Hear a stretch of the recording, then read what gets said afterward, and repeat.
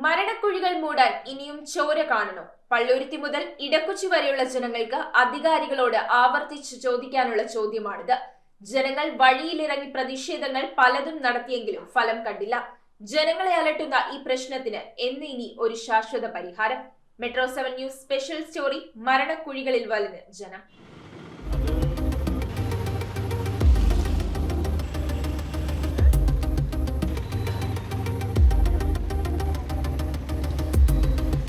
ഇവിടുത്തെ MLA K Babu ഇപ്പൊ ജീവിച്ചിരിപ്പുണ്ടോ?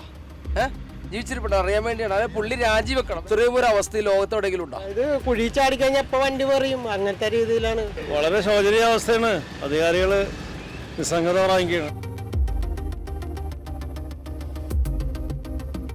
ഇത് റോഡാണോ തോടാണോ മരണക്കിണറാണോ എന്നുള്ള സംശയത്തിലാണ് ഇതിലൂടെ യാത്ര ചെയ്യുന്ന മനുഷ്യർ. പള്ളുരുത്തി മുതൽ ഇടക്കൊച്ചി വരെയുള്ള ഹൈവേ ആണിത്. സ്റ്റേറ്റ് ഹൈവേ ആണ്. ഈ ഹൈവേയിലാണ് വിവിധ സ്ഥലങ്ങളിലായി ധാരാളം കുഴികൾ രൂപപ്പെട്ടിരിക്കുന്നത്. വിരലിൽ എണ്ണിയാൽ ഒതുങ്ങാത്ത കുഴികളാണ് പള്ളുരുത്തി മുതൽ ഇടക്കൊച്ചി വരെയുള്ളത്. റോഡിലെ കുഴികൾ അടക്കാൻ പ്രതിഷേധങ്ങൾ പലതും നടത്തിയെങ്കിലും അധികാരികൾ അനങ്ങാപ്പാറ നയം സ്വീകരിക്കുകയാണെന്നാണ് ജനങ്ങളുടെ ആരോപണം. എല്ലായിടത്തും കുഴിയാണ്.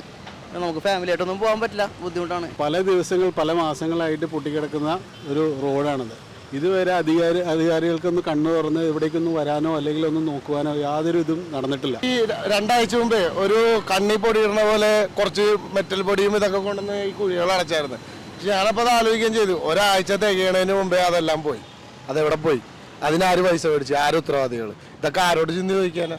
നമുക്കതിന് ചോദിക്കാനുള്ള ആൾക്കാരുണ്ടെങ്കിൽ അവരോട് ചോദിക്കുമ്പോൾ പറയും ഞങ്ങളുടെ അല്ല ഇങ്ങടെയാണ്. അങ്ങനെയുള്ള കാര്യങ്ങളാണ് അവർക്കും പറയാനുള്ളത്. കുംബ്ലങ്ങി വഴി പെരുമ്പടപ്പ്, ജനതാ ജംഗ്ഷൻ, പള്ളൂരുത്തി, പഷ്ണിത്തോട് എന്നിവിടങ്ങളിലായി 20ലധികം മരണക്കുഴികളാണ് രൂപപ്പെട്ടിരിക്കുന്നത്. കൊച്ചിയിലെ റോഡുകളിലെ ഏറ്റവും വലിയ പാതാളക്കുഴിയാണിത്. ഏകദേശം 1.5 അടിയോളം താഴ്ചയുണ്ട് ഈ കുഴിക്ക്. ഇത് നമുക്ക് കാണുവാനായിട്ട് സാധിക്കും. ഇങ്ങനെ ഈ റോഡുകളിൽ മുഴുവനായിട്ടും പാതാളക്കുഴികൾ രൂപപ്പെട്ടിരിക്കുകയാണ്.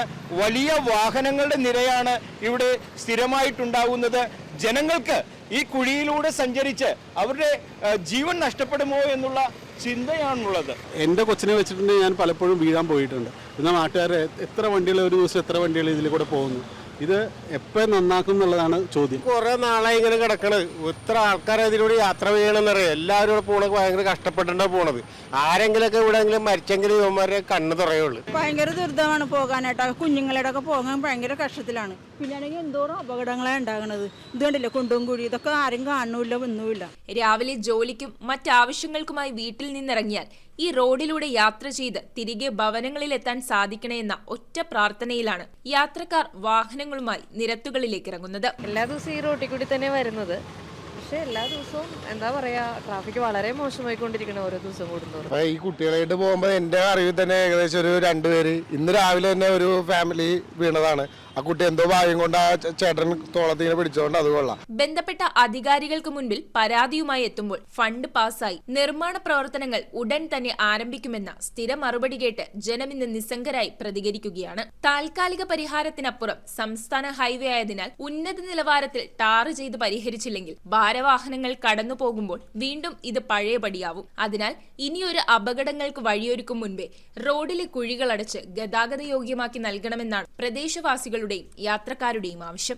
രക്ഷയില്ല പൊന്നേട്ടാ, നട്ടലൊടിയാണ്. വണ്ടിയും കംപ്ലൈന്റ് ആവണാണ്, ആളും നശിക്കണാണ്. ആളുകൾക്ക് പേടിയെതിരെ പോകുന്നു. എത്ര പേരെ വീണാണ് ഇവിടെ. ദിവസവും വീഴ്ചയാണ് കണ്ടില്ലേ. ഇപ്പോഴും ജനങ്ങൾക്ക് പോകണമെന്നുണ്ടെങ്കിൽ അതുവഴി കറങ്ങി പോകണം. ഇതിലൂടെ പോകാൻ പറ്റില്ല. കട്ട വിരിക്കണമെങ്കിൽ പിന്നെയും കുറച്ചുകൂടെ നല്ലതെന്ന് തോന്നുന്നു. റോഡ് നോക്കി ആകെ പൊളിഞ്ഞ് നാശമാണ്. അരൂർ തുറവൂർ ആകാശപാതയുടെ നിർമ്മാണം നടക്കുന്നത് മൂലം ദുരിതമനുഭവിക്കുന്ന ജനം അവിടെ നിന്ന് മോക്ഷം നേടിക്കൊണ്ടാണ് ഈ പ്രദേശത്തു കൂടെ കടന്നു പോകുവാനായിട്ട് വരുന്നത്. എന്നാൽ ഇവിടെ വന്നു കഴിയുമ്പോൾ ദുരിതത്തിന്റെ അളവ് വീണ്ടും വീണ്ടും കൂടുകയാണ്.